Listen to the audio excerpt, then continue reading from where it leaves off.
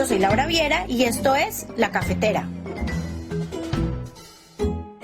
Hoy en La Cafetera vamos a hablar sobre lo que está hablando el mundo entero, el COVID-19. Vamos a hablar sobre el virus que nos va a unir o nos va a romper. Entonces, sírvanse un café, tomen asiento y disfruten. Estamos en el 2020 y este año empezó de una manera muy diferente. No solo porque se inició una nueva década, sino porque con el cambio de las manecillas del reloj, el mundo empezó a contagiarse. Empezamos en una carrera contra el tiempo, una carrera que nos enfrentaría a un virus sin precedente, que nos haría replantear todo, replantear nuestro estilo de vida, cómo nos relacionamos, lo que en realidad nos importa, la economía, el sistema de salud, el sistema educativo, lo que esperamos de nuestros vecinos, familias y gobiernos, absolutamente todo. Todos nos hemos visto afectados.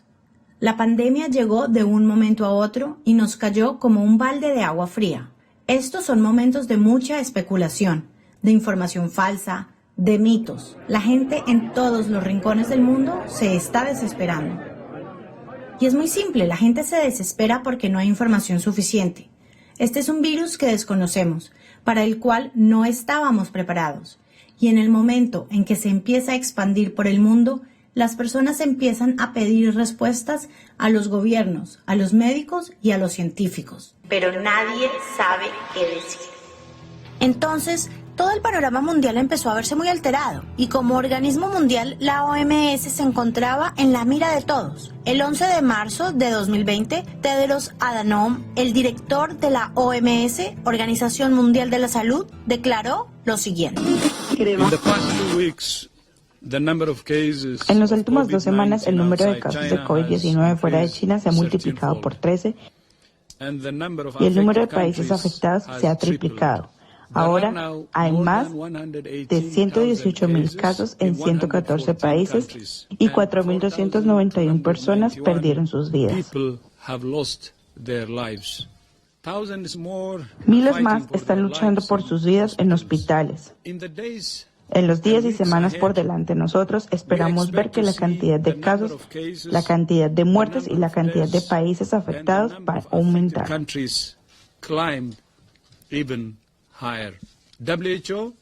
La OMS ha estado evaluando este brote durante todo el día y todo el tiempo.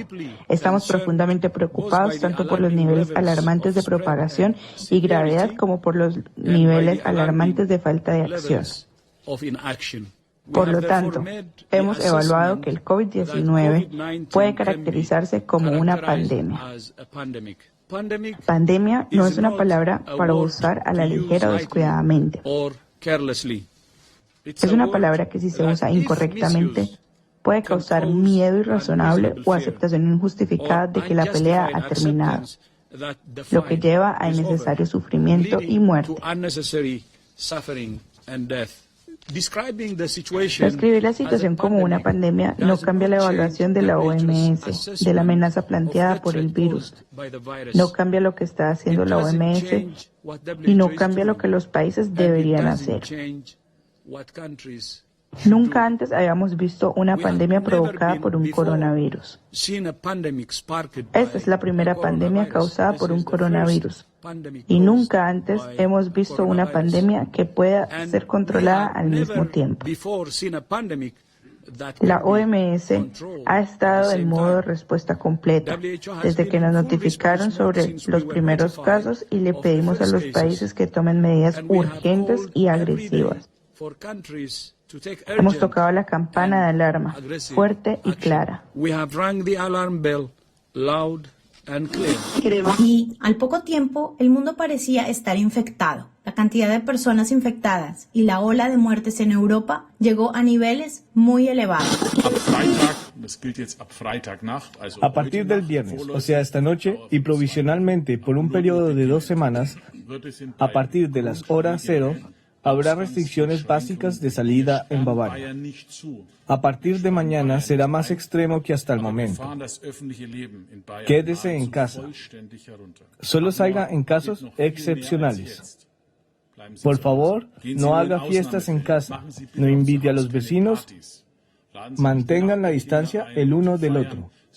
Y si se hacen la prueba y esperan su resultado, haga, en la medida de lo posible, lo necesario para estar lejos de otro y haga su propia cuarentena. España entra en shock ya que las cifras de infectados y muertes se disparan. Nada resiste al coronavirus, ni la salud, ni la economía, ni la política. Cada decisión para intentar aplacarlo poco a poco se queda vieja en horas. La pandemia está paralizando la economía europea y en España ha tomado tal velocidad que todo ha cambiado de forma radical. Lo mismo está ocurriendo en Italia y poco tiempo después en Austria y en Alemania.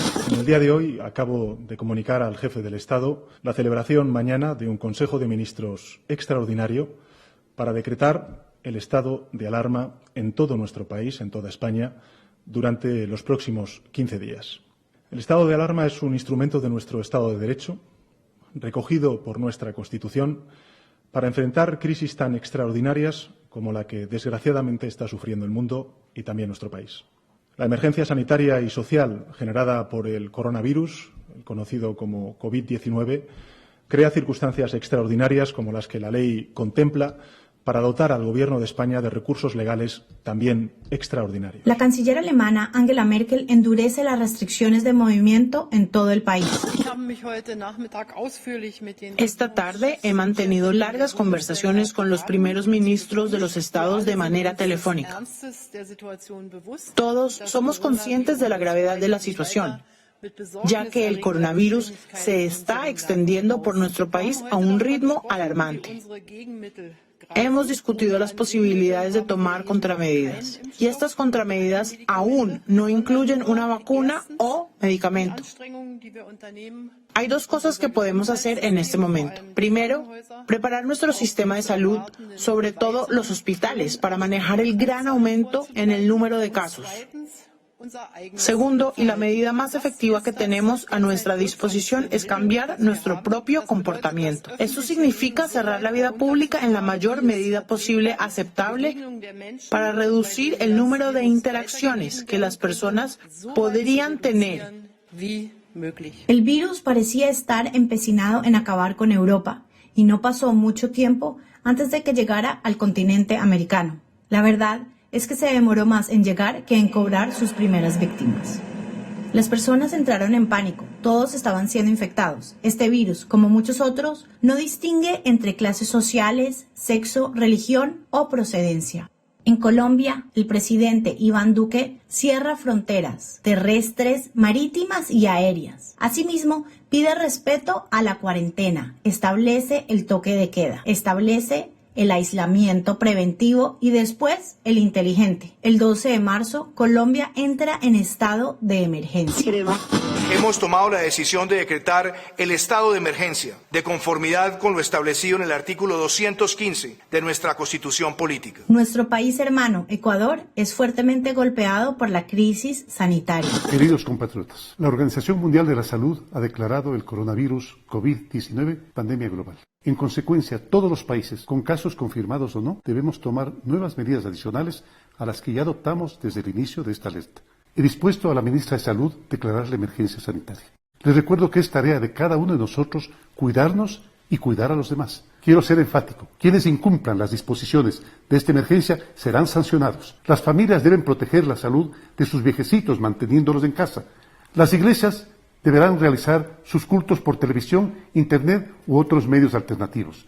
Y los gerentes o directores entender que hay personas vulnerables que pueden trabajar desde la casa. Por otro lado, el gobierno peruano emite un estado de emergencia que durará 3 meses. Compatriotas de todo el país, una de las principales responsabilidades que tenemos como Estado y como gobierno es proteger la vida, la salud y la integridad de todas las peruanas y peruanos, al margen de su condición y en el lugar donde se encuentren.